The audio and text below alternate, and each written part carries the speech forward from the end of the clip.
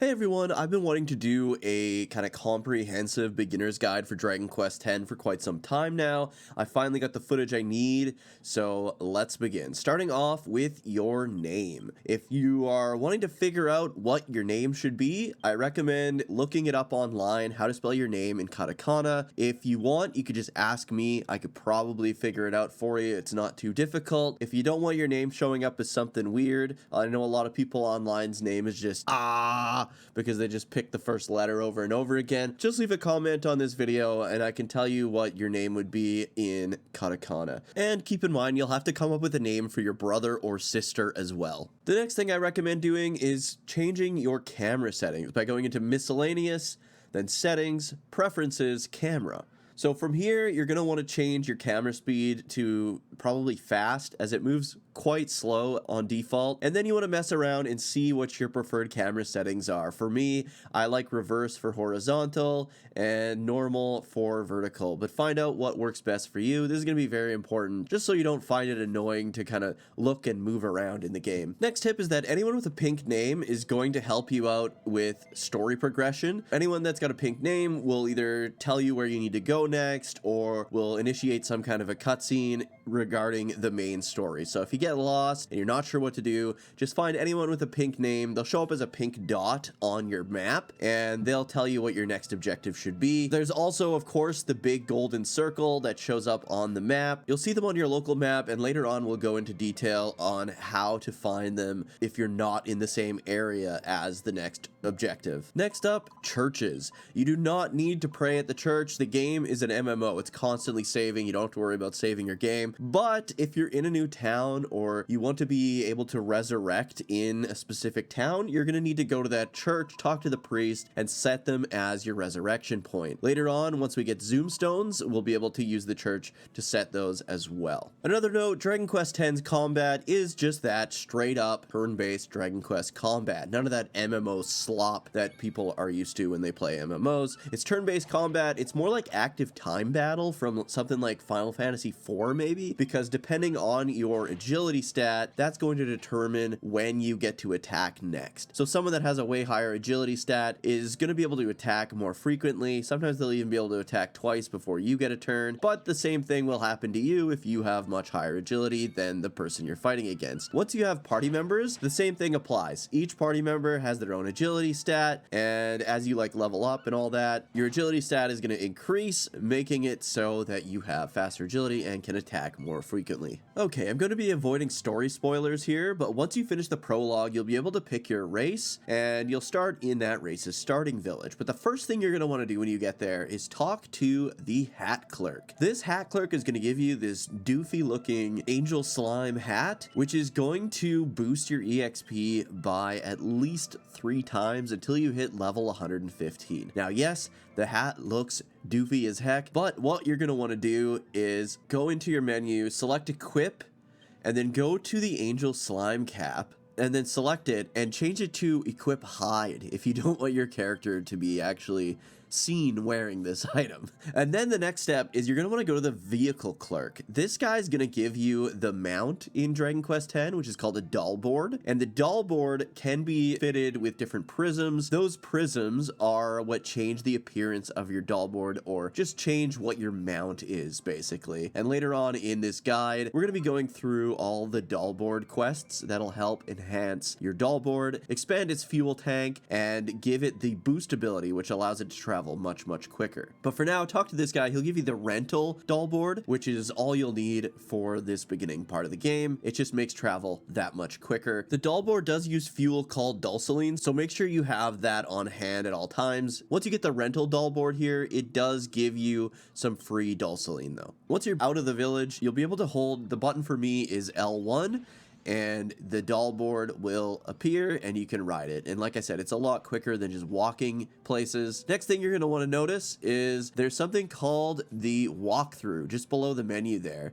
And the walkthrough is telling us where our next objective should be. It says we need to head west to Rhonda Cape beyond the Rhonda Ice Cave. So if we look at the map, we can see the Rhonda Ice Cave just to the west there. So that's where we'll want to head next. Now for some tips on where you should be putting your skill points. So as you defeat enemies, you're going to be able to gain experience points and level up. And what we want to do is go into our miscellaneous menu, then skill points, and we can put our skill points into whatever skill tree we want. Now, just like in Dragon Quest IX, that bottom skill tree is going to contain stat increases that apply to all your job classes. So they are permanent stat increases to your character. So for example, you see natural deafness plus 20, natural agility plus 30, natural strength plus 10, natural HP plus 40. Those are going to carry across all job classes. So it's very important when you're on a new job class to put points into this bottom skill tree. Now, the other skill trees are very important as well, especially at the beginning of the game, because you're not going to have a lot of abilities at your disposal. So you'll want to put your skill points into whatever weapon type you are wanting to use for that job class so that you can get access to the perks of that weapon plus the abilities. If you want to be a cheap bastard like me, you'll put it into fisticuffs because then you don't have to buy any weapons. And as you can see, once we remove the claws, my attack stat goes up because I put some skill points in that boosts my attack with fisticuffs. Now, unlike Dragon Quest IX, your weapon skill tree points do not carry across vocations. So if I even maxed out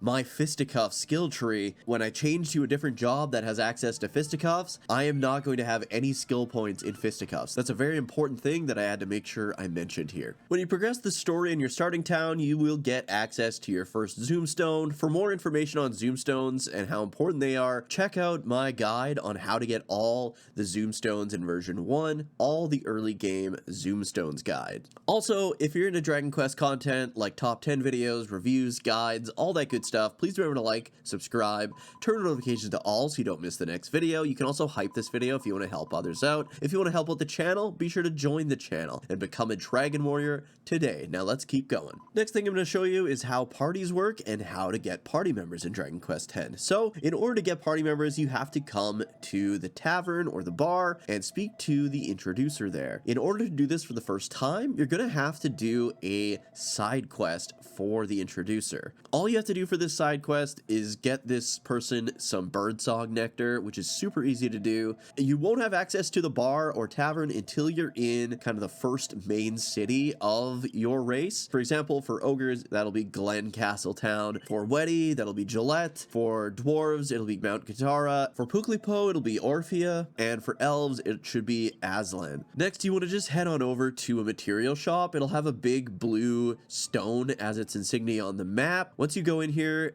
it's kind of difficult to find items in these because they aren't in English alphabetical order, but this birdsong nectar is on the 6th page near the top. So grab some of that, head back to the introducer in the tavern, give them the birdsong nectar, and then you'll finish up the quest and be able to have access to party members. Now that we have access to party members, I'm going to explain how this all works. When you go to search for party members, these party members are actually other players' characters. You actually hire other people's characters while they're offline, and then the next time that they log in, they'll get the experience and gold that their character would have gotten while they were in your party. You can search based on their vocation type, their weapon type, and their minimum and maximum level. If you don't have friends and you're not in a team, you'll be very limited to what your minimum and maximum level will be. It'll be around what your current level is. As you can see here, everyone's around that level 16 to 26 level because they don't want you to have access to super high level characters. They want them to be around your current level. But if you have people on your friends list that are higher level, you can hire them no matter what level they are. You can also hire them for free. So normally when you're selecting a party member, you can select how long you want them to be in your party for, and depending on how long it is, it'll be more gold if you have them for longer or less gold if you have them for shorter. But if they're on your friends list, you can hire them for no cost whatsoever. If you want to join our team, the Luminaries, be sure to let me know in the comments. I can send you a team request. Teams are basically guilds in Dragon Quest X, and similar to party members, you can hire no matter what level they are if they're on our team. It'll give you access to a ton of great characters and it'll help build the team.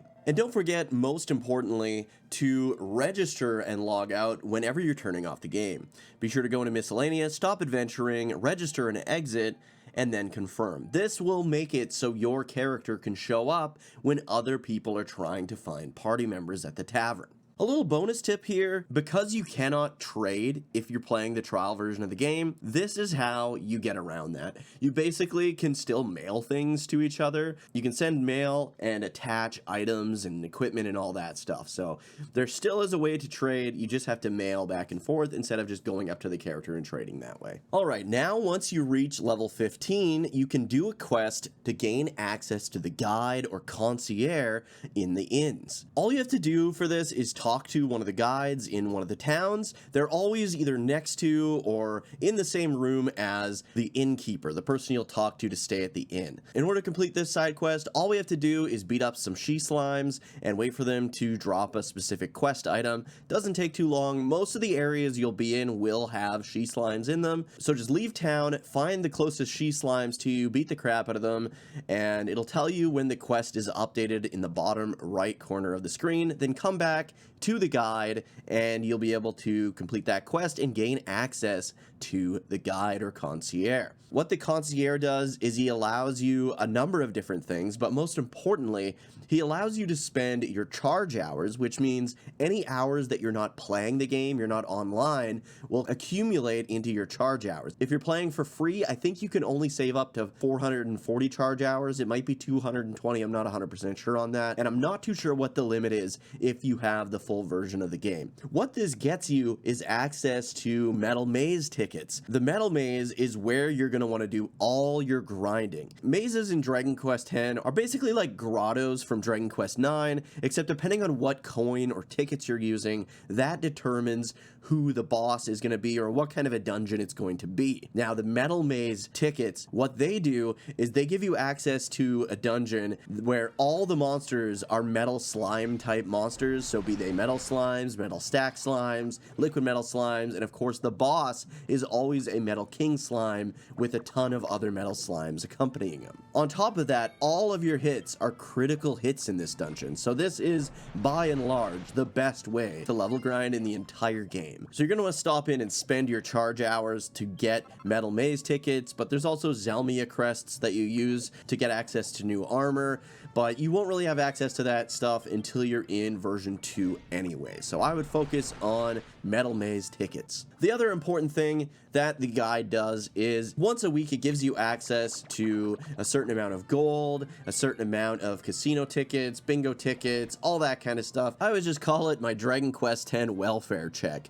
Every Friday you can stop by. It doesn't have to be on Friday, but after that Friday passes, you'll get a little bit of gold, a little bit of casino tickets and all that kind of stuff. If you don't collect it every week, that's fine. It does accumulate. You can pick up like 3 weeks worth of gold and all that, but it's just nice to have access to this extra stuff, especially the Metal Maze tickets. Another handy thing while we're kind of talking about quests here is you can go into records. You can go to the story so far if you're wondering where you should go next or where you are in the main story. You can also kind of review everything, or you can go into your quest list and it'll tell you all your active quests, all the quests available to you, and kind of what the next steps and rewards are for each and every quest. It makes it so you don't have to run around aimlessly trying to figure out where to go next for each of the different quests. I honestly recommend not doing like 99% of the side quests. If they're not in this video guide or they don't show up in your walkthrough section of the main menu, you can probably just skip them. There's a lot of like side stories and stuff that are super interesting, so don't write all of them off, but the vast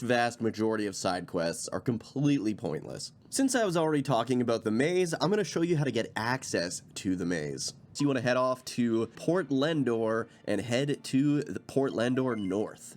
Once you exit the Port Lendor station on the north side, head to the left and go all the way down here to Momoko House. Momoko House is the one right behind Ronde here, this little green puffball. Go inside. Now, if you don't have access to the maze yet, I'm going to show you how to do that right now. If you don't have access to Momoko or Moko House, go and talk to Ronde. He'll give you a quest. You can talk to Ronde again and begin the maze. He's going to give you access to your first maze. In this maze, you just got to head towards the exit.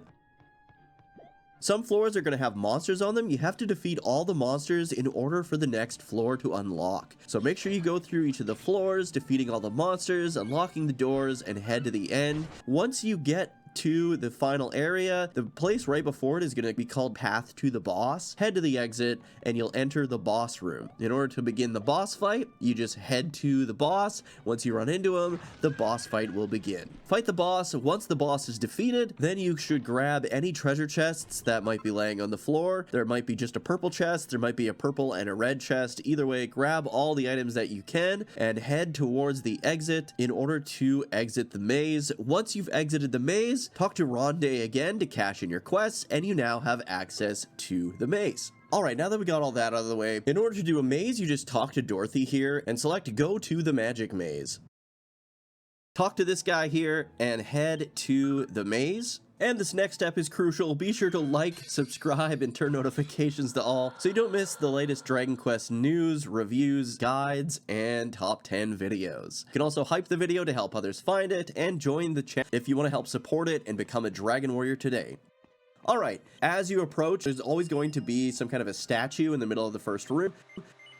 This is where you give it a boss coin to determine the boss at the end of the maze, or some metal slime coins if you want to throw some metal slimes into the dungeon itself. Now, just like the prior maze, you can just walk through each of the rooms, go to the exits, and work your way to the boss. Regular mazes, if you didn't put in any other special coins, like metal slime coins or anything like that, they won't have any enemies in them, so you can just go straight to the exits and then head to the boss room.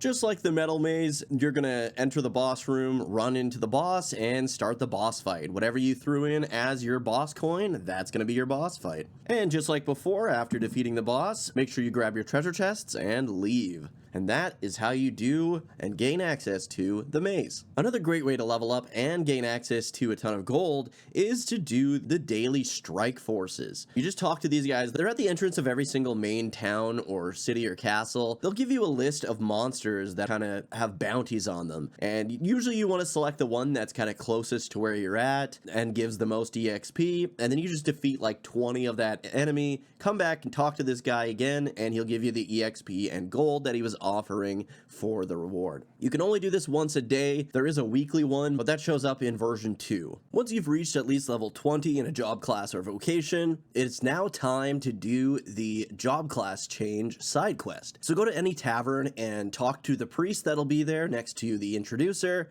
and he'll give you the side quest. What you need to do is you need to go to Glen West and defeat golems there until they drop the quest item. Now, the nice thing about Dragon Quest X, as you probably found with the she slime part, is that you really don't have to defeat too many monsters before they drop the quest item, which is super nice. Anyways, head to Glen, take the train if you must, and go to the western exit to Glen West. Once out there, you're going to want to jump on your Dolboard and head to where that giant gold circle is, telling you exactly where to find the golems. Once you go there, just bump into a golem, beat them up, and hopefully you get that quest item. If not, just keep beating up golems until they drop that quest item. Once you get the quest item, it'll let you know, it'll say quest updated in the bottom right hand corner. It'll also give you some text after the battle, just letting you know that you got the quest item. Then you just head on back to any priest and give them the quest item to complete the quest and unlock the ability to change vocations. Anytime you change a vocation, similar to like Dragon Quest 9 or Dragon Quest 3, your level goes back to level 1. But any of the stat increases you would have gained in that bottom skill tree in any of the job classes, all those stat increases carry across to all vocations, like I mentioned earlier. So it definitely pays to get all the job classes to about level 32 and just put all the points you can into that bottom skill tree. When you change job classes, of course, you start with nothing equipped, so you're going to need to level up and rebuy equipment for each different job class. It does save your loadout, so if you switch from one class to another that you've been before and you have like a certain equipment loadout, it's going to save that loadout. So when you change to that class, you're just going to automatically have that loadout ready to go. A good trick to level up new job classes is to start a quest or a main story quest, and then before you finalize it or cash it in, switch to one of the new job classes, then cash it in, and you'll get all that EXP on the new job class. That way you don't have to spend time just like grinding on monsters or whatever on those lower level job classes. Two more things before I move on from job classes. The level cap is level 50, and once you hit level 50, you're gonna have to start doing level cap quests. every 5 or so levels. These quests are probably the worst thing about Dragon Quest X, to be completely honest. They're not like awful quests or anything like that. It's just super annoying having to do them every time one of your job classes gets to level 50. The good thing is you only have to do them for one class. You don't have to do them for like every single class, but once you hit level 50, you will not be able to level up. If you do complete a story mission or something like that and you're level 50, your EXP will be stored at the concierge or the guide at the inn. So when you do change like a different vocation or complete a level cap quest, you can then go to the guide, talk to him, and get that story EXP that was stored there. But other EXP is not stored, so be warned, you can waste a lot of EXP if you're just hanging out, capped out, and you haven't been doing those level cap quests or haven't changed vocations to something that can still be leveled up. The other important thing about vocations is that each vocation has its own story quest line. So for example, the warrior has a side story that starts in Glen. You do a bunch of side quests, and as you progress through the side story of each vocation, you're gonna get really good like armor and gear for that vocation. This is also how you unlock the coup de grace or specials for each vocation. You have to kind of complete all the side story quests, and then eventually you'll unlock the special or coup de grace for each vocation. Definitely pays off to do those side stories. Some of them are actually really good and really well done too, so I definitely recommend checking those out. If you want me to make a guide on some of the vocation side stories, let me know. Also, let me know down in the comments if you want me to make a guide for the level cap quests. I could do that as well. It might take some time because I'm gonna try and do like the vast majority of them, or all the version 1 level cap quests at least. Let me know down in the comments, but if I do it, it'll be quite some time before it comes out. Also, let me know if you want me to make any guides on how to unlock specific vocations. I am planning on making a guide on how to unlock both of the Monster Wrangler classes because I know there's a lot of people interested in those. I've already recorded the footage and gameplay and all that. That'll probably be the next guide video for Dragon Quest X that I do. But yeah, let me know if there's any other job classes that you want me to do a guide video on how to unlock. And if there's enough demand, I'll go ahead and make those as well. All right, this next one is probably the most important part of this guide and is a bit of a doozy. There's a lot going on here, but what we want to do is, of course, talk to the characters that have yellow names because they're going to give you free mini medals. But most importantly, what we want to do is upgrade the Dolboard. Starting off by getting our own Dolboard. You need to go to Guitarra, either take the train or Zoom there, and speak with Menmei, who's kind of beside the bulletin board in front of the inn. So in order to get the Dolboard, you gotta talk to Menmei and head to this specific spot right here. You'll notice if you haven't unlocked the Item Master Monster Wrangler class, you're gonna have 2 spots on your map. I'm gonna show you the right one to go for. It's pretty easy to find, honestly, once you get close.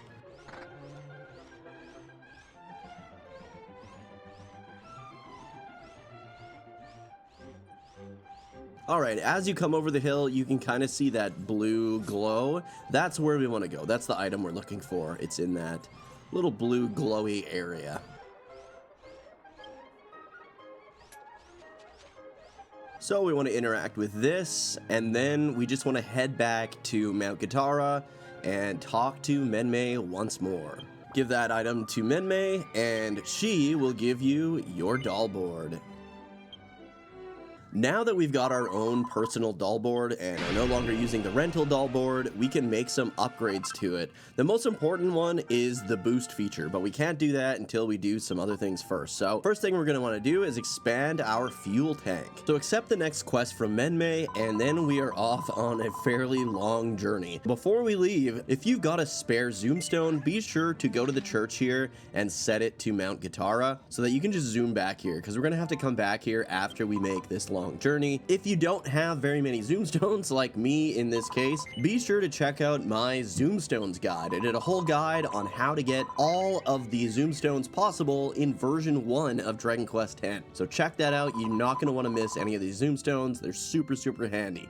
Now let's keep going. So first things first, we gotta go to Chaldea Mountain Road. Where we're actually headed is the Dullworm Kingdom, which is the other dwarf city. So if you've already been there, just feel free to zoom there, or take the train there, and skip kind of the journey there. I'm gonna fast forward this so it doesn't take so long either way, and I'll just kind of pause when we make those transitions to the next areas.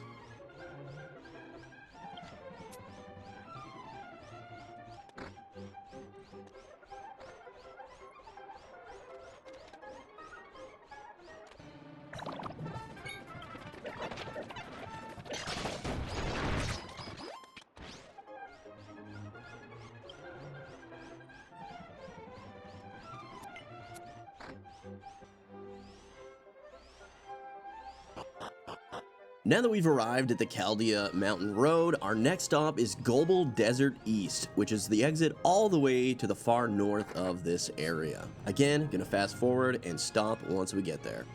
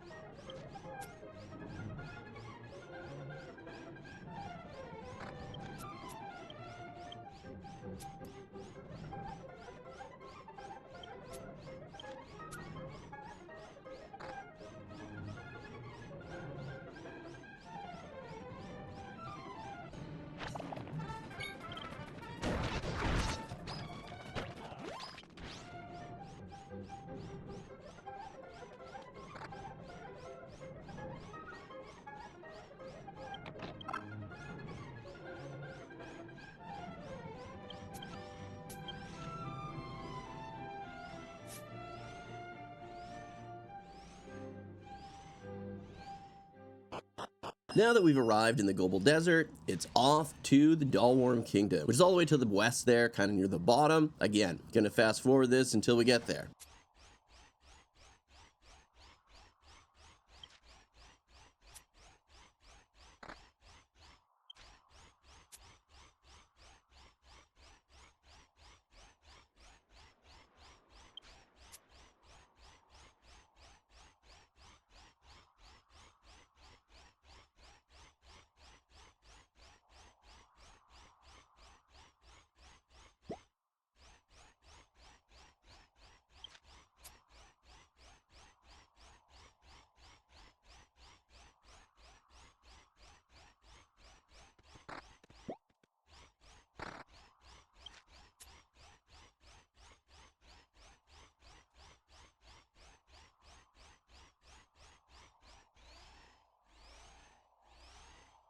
Enter the Dolboard Kingdom, and we're going to want to use this teleportal right at the entrance of town and use it to go straight to the castle. Once inside the castle, you're going to want to head up to the very top floor. You can either take the elevator to the 4th floor or just run up the stairs and reach the top. You want to talk to Tudor. You need to give Minmay's note to Tudor, and then he gives you another objective. You need to go into the research lab in the castle, and unfortunately you can't reach that part of the castle unless you go all the way back down to the 1st floor and take a separate staircase to the Royal Research Area.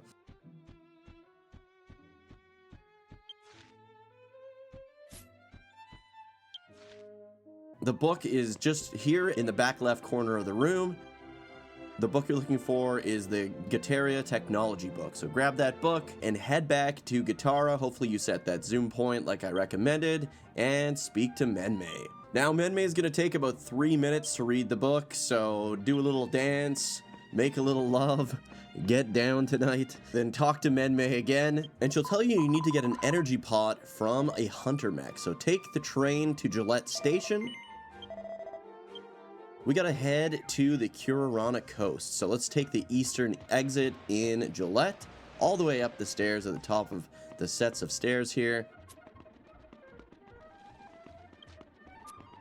And take this eastern exit here to take you to Upper Jewel Island, and then from here we want to go to the Curarana coast, which is to the north.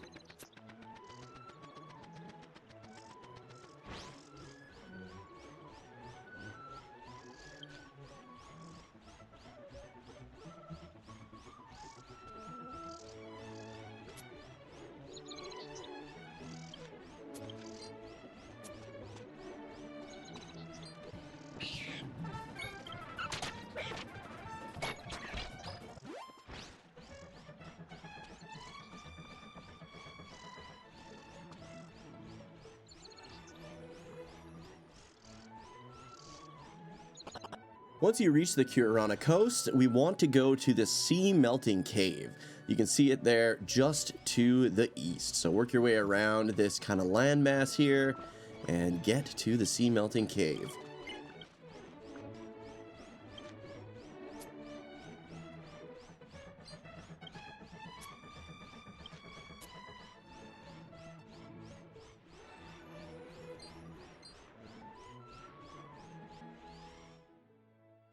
Once inside the Sea Melting Cave, we want to head to the southernmost room, kind of the third room here on the map.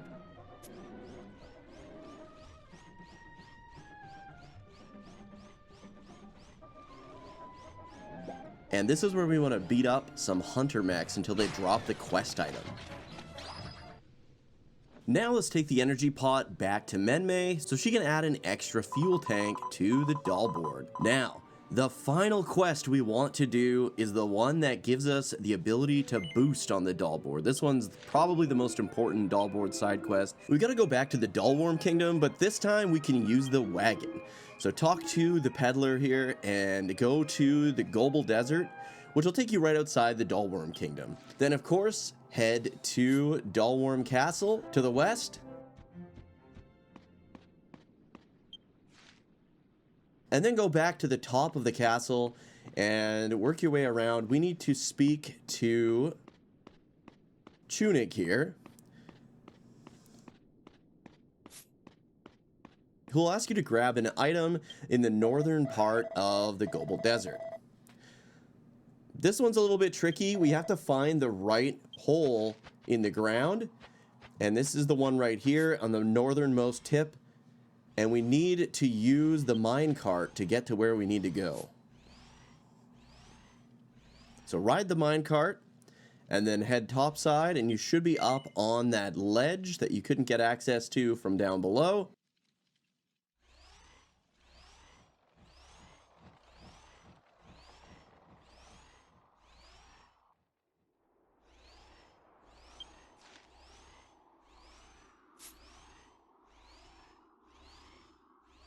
And these are the guys we need to fight to get the next quest item. These guys are pretty tough. You're going to want to have somebody in your party that can deal a crap load of damage and survive some big hits. Because let me tell you, the Scarab Kings are no joke, especially when you're only level 24 like I am when I was doing this.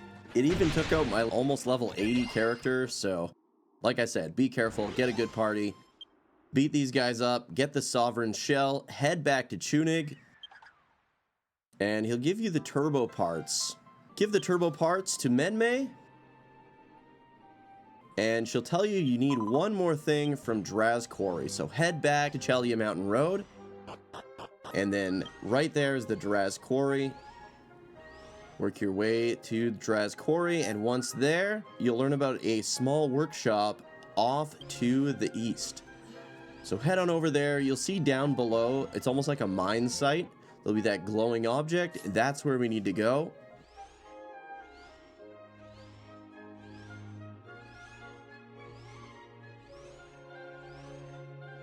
And there'll be a little scene that plays out here. Grab the junk parts, give them to Menmei, and now you've got yourself the boost. So how the boost feature works is when you're using your kind of autopilot on the Dolboard to go kind of in a straight line, you'll be able to press up on the left analog stick, whatever you use to run forward, and it'll give you a boost of speed.